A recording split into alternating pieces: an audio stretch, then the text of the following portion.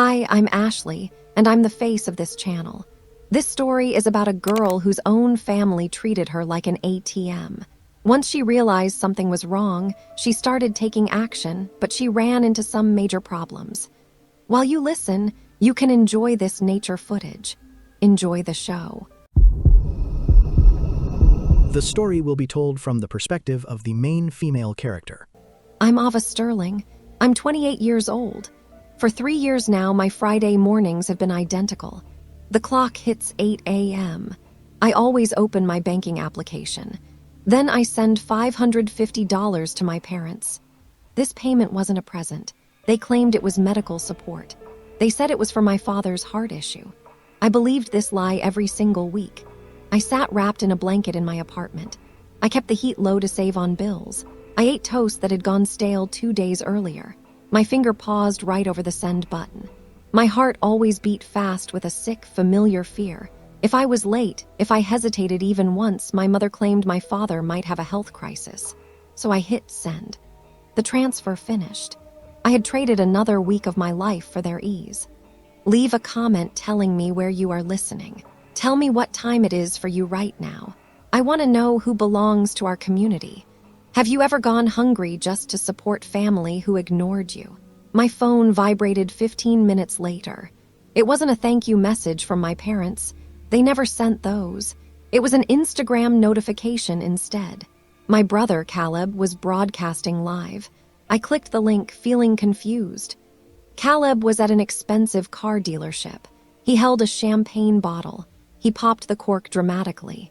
My parents stood right next to him. My father, the man with the supposed weak heart, was laughing the loudest. He was patting my brother's back. My mother was smiling. She looked healthier and happier than I'd seen her in ages. "To my boy," my father yelled over the music. "We used all the savings. We even took the medical money for this month, but it was worth it. You earned this car, son." Everything stopped for me. The cold air in my apartment felt like it was freezing my bones. The medical fund was my money. I had just sent $550. I had been terrified it was life or death. Now that money paid the down payment on a sports car for my unemployed brother. I watched the champagne foam land on the dealership floor. Their laughter hit me hard. It was more than just stealing. It was worse than that. It showed complete and utter disrespect for me. I had spent years believing this was normal life. I thought being responsible meant carrying all the weight. I told myself family simply worked by making constant demands. This is a normalization trap. You start thinking love is a transaction. You believe if you sacrifice and bleed enough, they will finally love you. You get used to the cruelty. You stop seeing it as abuse. You simply call it your duty. But watching my brother Caleb pose on the car hood broke something inside me. It wasn't a loud, dramatic break. It was very silent. It was the noise of a contract being canceled. I did not cry. I did not scream. I did not call to ask for an explanation. The time for asking was finished. This was now a business matter. They had violated the agreed terms. I closed the live video. I opened my bank application again. My hands were steady, cold, and focused. I located the automated transfer set for the next Friday. I hit cancel. Next, I logged into the insurance website. I had paid for their best health plan for several years. I changed it to the bare legal minimum coverage. I opened the family group chat last. I wrote only one message. "Congrats on the new car, Caleb. Hope it runs smoother than Dad's pacemaker." Then I shut down my phone. I sat in the silence. For the first time in 3 years, fear was gone. I felt clarity instead. The guilt that controlled my life disappeared immediately. A cold, firm decision took its place. They thought I was their safety net. They saw me as their ATM. They were about to learn what happens when the cash machine runs dry. This wasn't revenge I was planning. It was a necessary correction. It was an adjustment to the financial ledger. I was only beginning. I needed to know exactly how much they had stolen from me. I went to my desk. From the lowest drawer, I retrieved a worn-out notebook. I named it my shame ledger. It contained an exact record of every dollar I had transferred over 3 years. I began turning the pages, running my finger over the recorded amounts. There was $500 for roof work, I never got a receipt for that. $200 for my brother Caleb's art supplies. Another $300 for a doctor they claimed my father had to see. The figures blended into a blur. They proved how naive I had been. I recalled my graduation day from college. I stood in my cap and gown, scanning the people, searching for my family. They were not there. My brother had called that morning, sounding half asleep. He said he had the flu. He told me both parents needed to remain home to look after him. I accepted the story. I rode the bus home alone, holding my diploma tight. I convinced myself it was fine. Family matters more than anything, I thought. Looking through the ledger now, I saw the payment from that exact week. It showed $800 sent to my mother for urgent car maintenance. They had not stayed home caring for my brother. They took the cash and went off. Maybe to a restaurant or perhaps a casino trip. They went anywhere but to my ceremony. This behavior creates a cycle, a dependency loop. You grow accustomed to being the fixer, always rescuing the situation. You forget that you are trapped in a cage. This cage has no bars. It is built from obligation and deep guilt. You imagine if you just try harder, pay more cash, or improve yourself, the door will open. But the door never opens. The key holders are the ones benefiting from your being locked inside. They require you to remain imprisoned. They need you convinced that the flaw lies with you. They want you to feel like you failed to provide enough support. The notebook was more than just tracking lost funds. It documented how I cooperated with my own exploitation. I added up the total figure. It was $79,000. $79,000 taken from my future savings to finance their deceptions. The amount glared up from the page, black ink on white. This was the cost of seeking their love, the price I paid for being trusting. Seeing the number now, I did not feel humiliated. I felt sheer, justified fury. This anger incinerated any remaining doubt I held. They took every resource I offered and mocked me while doing it. The Bank of Ava was permanently shut down. It was time for me to demand repayment of all debts. The silence finally ended the next morning. My phone, which I had powered back on, was flooded with new messages. They had noticed the money stopped arriving, but there were no apologies, no panicked explanations about a misunderstanding. Instead, they launched an attack. My mother published a lengthy, scattered post on Facebook. She made sure to tag every relative we had. "My own daughter," she wrote, "has left her sick father when he needs her most. After everything we gave her, she cut off contact because she envies her brother's good fortune. Please offer prayers for us." My brother Caleb quickly commented below it, "Mom, don't worry. Karma is definitely real. She will face the consequences." He then sent me a direct text. "You made Mom cry. Fix this now or I'm showing up at your job. Do you really want your boss to find out who you are?" The old me would have panicked immediately. She would have contacted them. She would have begged forgiveness. She would have transferred twice the amount just to make the noise stop. But that fearful Ava was gone. I studied their threats, their false claims, and their attempts at control. I felt only pure disgust. They operate under the illusion of strength. Bullies always appear strongest right before they collapse. They depend entirely on your fear. They need you to think they hold all the power. Yet, the minute you refuse to play their game, you realize they are holding nothing but thin air. Their power exists only because you let them have it. I was done allowing it. I ignored all the texts. I did not comment on the Facebook status. Instead, I put on my best suit.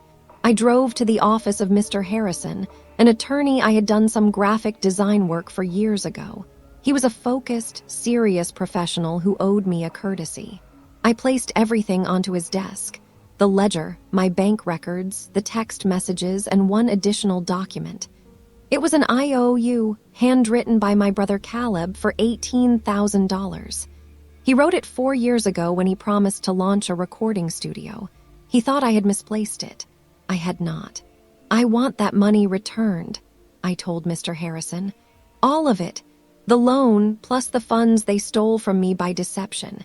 And I need a cease and desist order for the harassment." Mr. Harrison looked over the files, then looked at me. "Ava, this will get messy," he warned. Are you absolutely ready for this? I have never been more certain about anything, I stated. Prepare the demand letter. Give them 30 days to pay back the $18,000. If they fail, we proceed with a lawsuit. Walking out of his office, I felt lighter than I had in years. I was not just their daughter anymore. I was a plaintiff. I was moving the fight from the dinner table straight into the legal system. They wanted to play dirty? Fine. I was finished being polite. I intended to win. 2 days later, Mr. Harrison contacted me. His voice sounded grave. Ava, can you come to the office right now? I need you to see something. My stomach clenched as I rushed over. Did they sue me first? Did they find some way to shift the blame onto me? When I entered his office, Mr. Harrison was looking intently at a credit report displayed on his monitor. He turned the screen toward me. I ran a routine credit check, he explained. Just to prepare for the litigation, I found this. He pointed to 3 different credit accounts. They were all maxed out, totaling nearly $35,000 in debt. I had never applied for these cards. I had never even seen them before. Check the billing address, he instructed. I looked closer.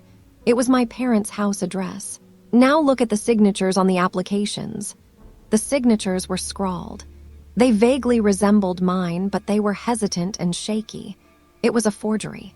They didn't just borrow funds from you, Ava, Mr. Harrison stated quietly. They stole your identity. This is no longer just a civil argument. This is a felony charge. He listed the crimes: identity theft, credit card fraud. If we file a report, they could face jail time. The room spun slightly. Jail. My parents, my brother Caleb. I pictured the new car, the celebratory champagne, their laughter. They had not only used my money, they had misused my identity. They destroyed my credit rating and my financial standing without any concern. They had only ever seen me as a resource to exploit until I was drained dry. Report it, I said. The words tasted like ash, yet my voice was steady. File the police report. Mr. Harrison nodded slowly. Once we take this step, there is absolutely no way to go back. Good, I replied firmly. I refused to go back. I departed his office holding a thick manila folder. Inside were the police filing documents, proof of the fraud, and the demand letter. It was a weapon, and I was delivering it myself. I knew exactly where they would be that evening. My brother was hosting a car launch party for the new vehicle at my parents' house. All their friends would be present, all the people they had lied to about me. I drove toward their home just as the sun was setting. The driveway was packed with vehicles. Music pulsed from the backyard. I could hear people laughing. I walked up the path, the folder feeling heavy in my hand. I wasn't scared, and I wasn't upset. I was the consequence of their choices, arriving right at their front door. I pushed the gate open and stepped into the party area. The music stopped. Every head turned. My mother, holding a wine glass, froze instantly. Caleb, who was leaning against his new car, looked sick. My father looked ready to finally have the heart attack he always threatened. "What are you doing here?" My mother whispered sharply, hurrying toward me. "Get out! You have caused enough shame." "No," I replied, my voice cutting through the sudden quiet. "I just came to drop off a gift." I threw the folder onto a nearby table, right next to the cake. It landed with a loud, heavy sound.